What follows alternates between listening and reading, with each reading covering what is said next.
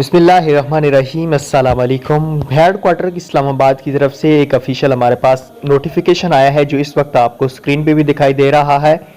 इस नोटिफिकेशन में यही कंफर्म किया गया है, एक डिस्ट्रिक्ट तो बिल्कुल कंफर्म हो चुका है। फेज 3 में बखर डिस्ट्रिक्ट की जो पेमेंट है वो 23 दिसंबर से स्टार्ट की जाएगी, जैसा कि आप लोगों को स्क्रीन पे भी दिखाई दे रहा होगा।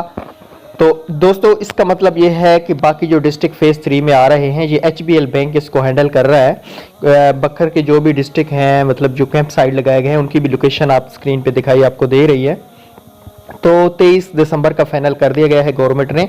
बाकी जितनी भी डिस्ट्रिक्ट है कंफर्म है कि इनकी पेमेंट भी इंशाल्लाह मतलब जुम्मे से स्टार्ट हो जाएगी। ठीक है, जुम्मे से स्टार्ट नहीं हुई तो सोमवार से पूरी उम्मीद करता हूं कि पेमेंट ज़रूर स्टार्ट की जाएगी। काफ़ी दिन हो चुके हैं और आगे जनवरी आने वाला है, तो उसमें अगर कोई बेनिफिशरी लेट हो जाता है कोई डिस्ट्रिक्ट, तो गवर्नमेंट को पेमेंट 13,500 अदा करनी पड़ेगी, पुरानी बेनिफिशरी को भी और न्यू को भी।